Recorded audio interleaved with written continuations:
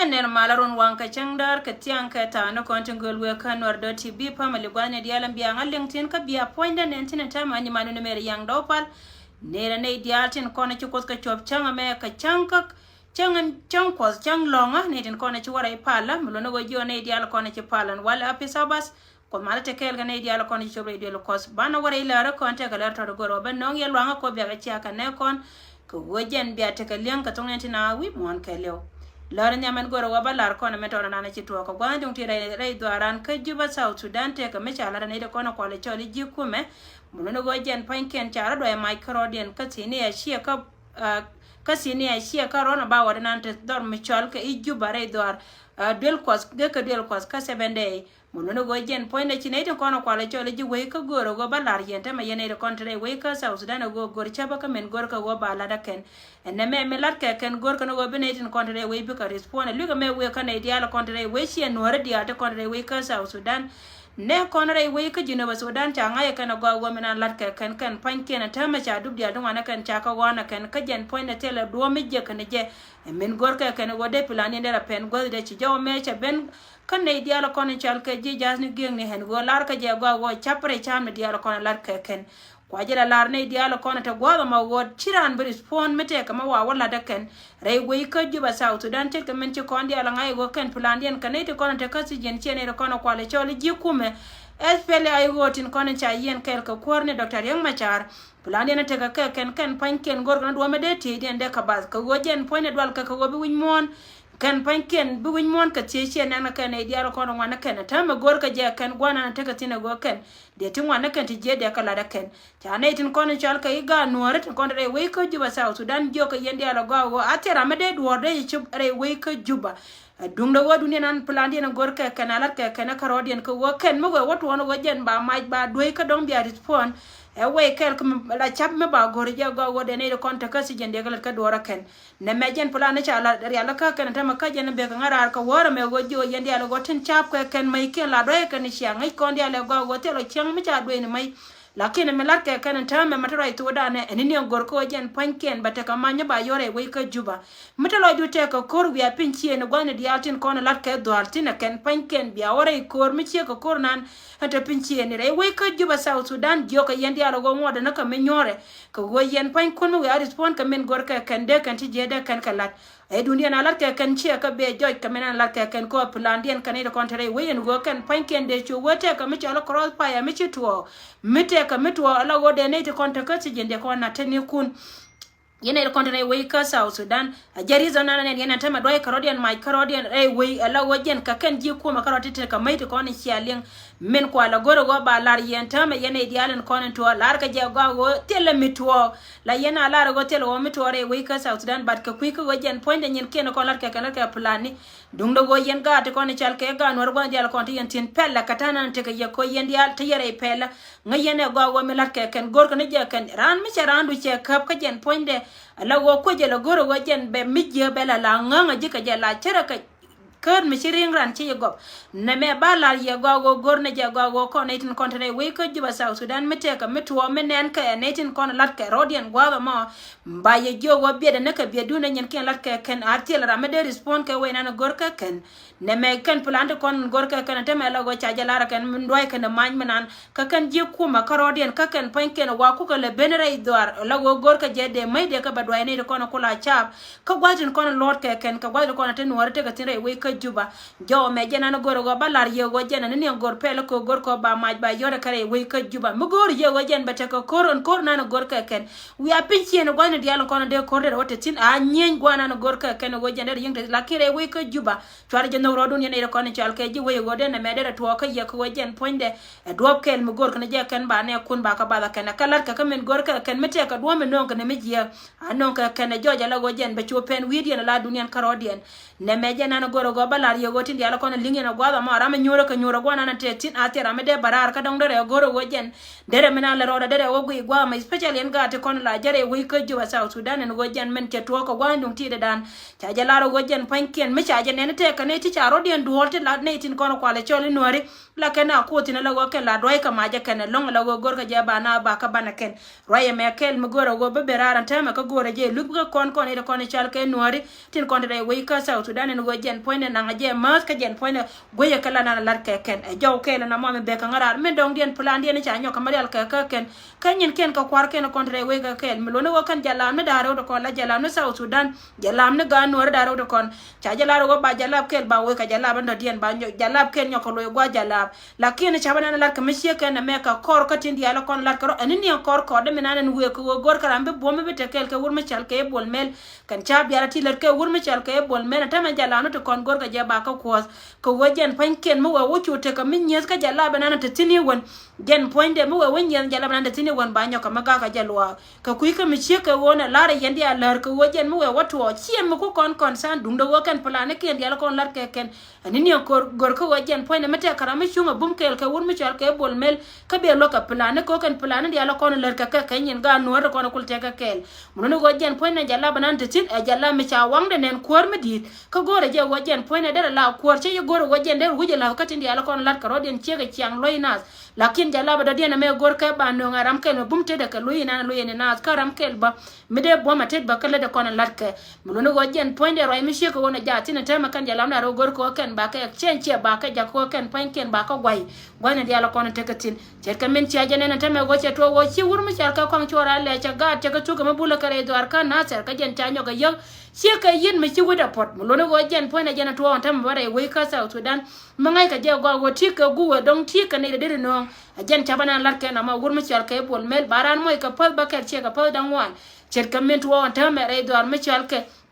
imela kal chi wur mi chal ka kwang chol cha kwide cha walat en kwang chol en tame jen point ne ba marlat ke bulu house en video ne ka dial chi aka ne go kan cha ka kamrar chi chom ne gwa ching ne mena na jela go jen kunetin kono kwala chole ju ko ara ku ka partene no lar ka je go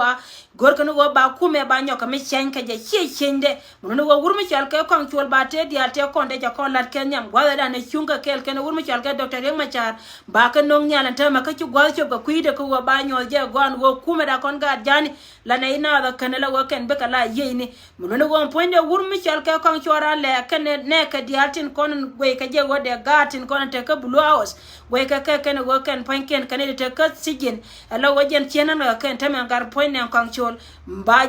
tie ka blue house roye mo kel mo ngai kon dia la go wo jena jena na lat ka ken ka jena gor ka go ba jalam da ro ba ka le no goi ba dong baram ken nyoka maga ka jara ilo ada go da menana tetin ka ken chap ken kon lat ka ken wurmi chal ka kan chora le ken e bini ka tilwal amana point me dole nana tetin ta me la wajen gwanda on go ye la go kana garma ne blue house biti ne kana bin wane wurmi chal ka pot kan chur ka go la ra je medan min cha kula jako kandi na netin kon pot kan chur nyu na go jen point de te ka chieng medan lakin cha kap dora gwa da ne te tin ba ka cha wala ka blue house go me la yan ka ne de criminal tin ka jen che criminal mun no won ta me wurmi chal ka kan chura le chi gan man kana ga da man ra da man dia te kon te cha gwana ken ta kana ka tin 13 te cha banyo ka mabula ke yo jo jen ta me go jen be che ka blue house lara kon lara wurmi chal ka e bol bol wajen point den to me cha jo cha jale la korke mulono go kana garma ne bol bol mulono go maye diene da ne to de cha kam ke chugwa che roda dir ka chugwa che chop ka kui ka me che ko na male e go jen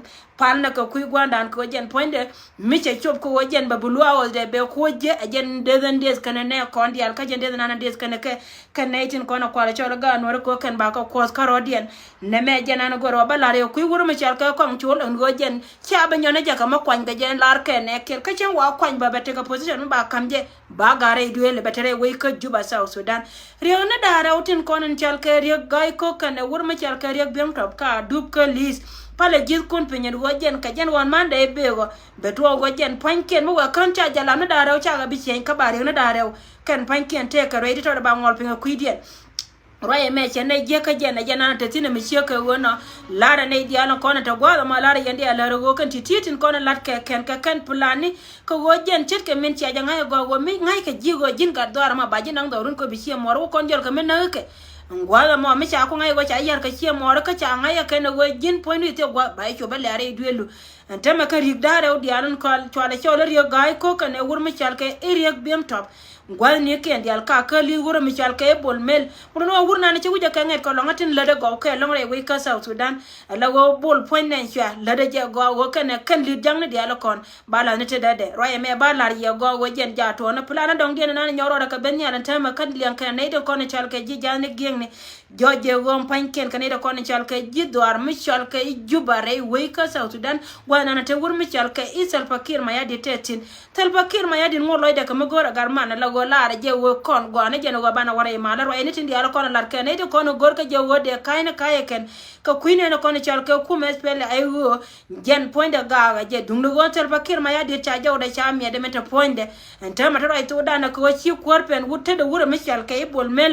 bol mel che kam kwar ka pen dung do wojen poinde ngoda kamela lere jana azen wojen tin kona den lar ka tin charling na roide wur mi chal ka ter pakir ma yadi lar ka je go wojen poinde lar je de wur mi chal ka re ma char ka ne ka de ga pri re we ka kui ma la ko be mal bata tin dung do ka ne kona kwara chore juk kwar wur mi chal ka bol mel kel ka bol mel en chi kwar je ka jan go dung ti de me che na kular me ko ka yandi ala go kan tom tom di ala ko lingen ga gwa mo la gor ka ne je wo de gwandi de tok de mampin ka dai mai ni bulo go jen na ko ala lene ye ka jen jo kan ye go mi chente malat ke ken karodien atera ma de respond ke we na gor ka ken gor kan do ma ba nang ne tin kono ko ala la de ji we dia tila jino bien ne go ken panke ne shrote la ka dwer ka ko ka dwer tin ne tin kono gor ka ko ara ken ne kono gor ka ko ka ken kono ko ka dwer tin ken bulo go jen point de lar ka yendi ala ro palla ka palla ye kun palla ka pin te kono lar ka ken gwa da mare we ka jino chere we ka South Sudan ne re dor ka juba pala yikun piene diara konde tina tera mede mai kai bateka kai loy ko ka kai loy dun bene kun ko na tere ipankien ba ko na tede dun ken ba we ka ne di ci barar ci kamela kai ka kai ka ne te ka ne de jen ka mi chal ka dor mi chal ka yima ga te ka ne de jen tin gor ka jabari ma char bana nga ken e kai na mo gor ko ken ba do mai ba yoda ken ga ba ko te do me de jen na da ken lare me jana no gor wa balare kan nya ken to rota me ken karodi redien way karodien ka ken pankien kwen karodien gor ka mi sheka wona wo kan etin kona jel kel ke wurmi chal ke bol mel ka ken kona nonga nyal ajana na tuwa ontama ka kwardang rawtin kona lare yela jalla ben char kana jalla ben dol muno go jalla ben dol poinde men gore no go jandera wo gwa na ni chalo go jen poinde dera la kwar kane wure me de ka wo kwara ke en go ba na da me te ka me bo to nyam na chete wide poinde jalla ben char dong dera wo to wo jen pankien dera to wo kan de ka wo mat kane wure me ajana kula te ka chaba wo kan yalla ndaro ba ka chen ka go meton me be na ka birik daro ben pin kan titi ka kan kono ba wo ja ka mare murno go gwa ba martin na chekare do ar ka unity state ba yalla laro wo yene tin kono gor yene roda nyodo gwami nyodo roda tin ka yene ndi ala konte pinchi ni mugwe watu wanu wajen poinde ba ya dar cheka gwa to kono tiu yentin dori kun pin chara ne jo churo ga lakire we ka juba South Sudan be da chere katana an taka ye ajena na de gorna ma wode nyoka madiye wajen poinde cheto mi chego no ka rigdare o kare do ka dub kel kana de konde tin lenga ja gwa ya rigdare ko la yana lengwa na yentin rewo cheka na rewo mbar yene re do ala wajen cheto on tame go gor ka ja gwa ba comedian ba nyoka me chan ka je chet ka men ci gwanda ne gar chol che ben ke biene ka ten lo alongan ka tanki ne ne ko ne chal ke ji ko are we ka South Sudan muno go ntame ne dialtin ko ne te lat ci ka pil ke wur ma chal ke gar chol re we gwa mo so re medi lo ma le ka ne diala ko ne la yo ke wo ya ka ya na chi mo ro kon ko jen pan kon ba ko te meto ne bia cham ko yo ci ko de we bo de jen ko ne ci tu am ro de ja ko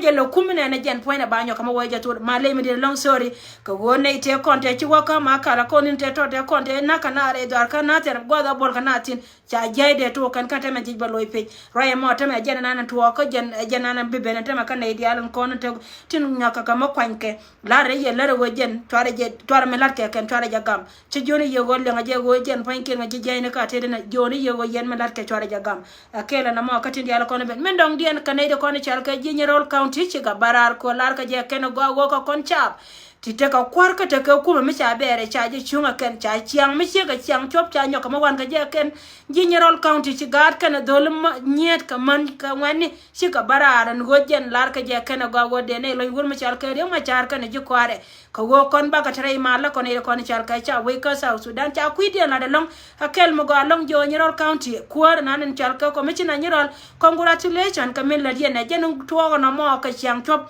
ka je ne nyol ja ba wo yene ko ni chal ka cha ji no Sudan na kane yabang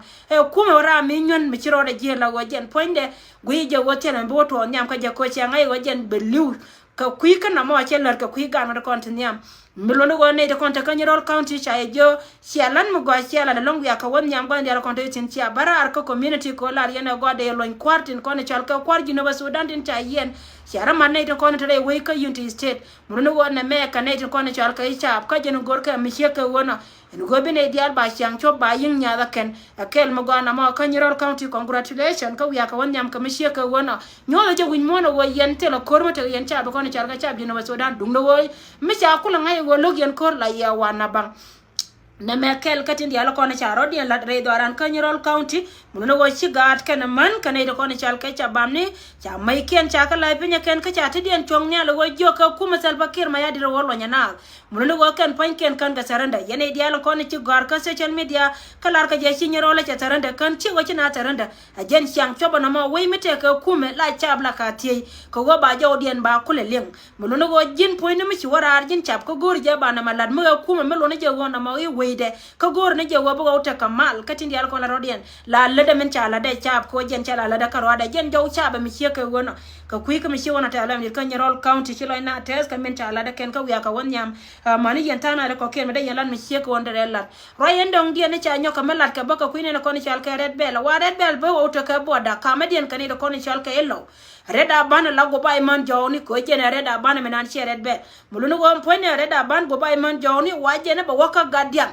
lara me we kan ni ko ni chal ka gad borcha tin ko na tare do are lo ko wajen point reda ban wajen be nyakun ti lo alongo baka wono la wajen baka we no by port by fire red bell ntema waka ka dup gor ka jaga go baka de dor ma chal ka gadian wajen go ambi go tetin mulono reda bandi na nanan pai po me wurmi chal ka ma ko ilwet kana garma ne ko ma nyangju tin ci pay bo ma lago ci bor pay bo ma lago ci bor guel men balar ye go ante me lago ken ka dub gor ga je wa ba don ma chal ka ga dia ba wo po da ken jen go na ne be ka tetin ku ngala gay ka wa me da na gor na ka morleni ando ba mo ba jen point cha do morleni cha le don mulono go kan tin dia la ko na lat ka de pin pine kan ka join go ka be nyala ka red bell point jen point ho ne ro de ma go to go te ka piu mo wo to wa be ko dan bugu je wata ka yai ka betana wata re do ar ma chal ka wat red bell be chere ka me da ne to dor mi chal ke do re da ne chale naser me nong na mai kale me da na go cha mi chala go lek chale go be ke chinetin ko ne chal ga jina ser ko go kon cha ga chui ka ne ko no kwala chole de ni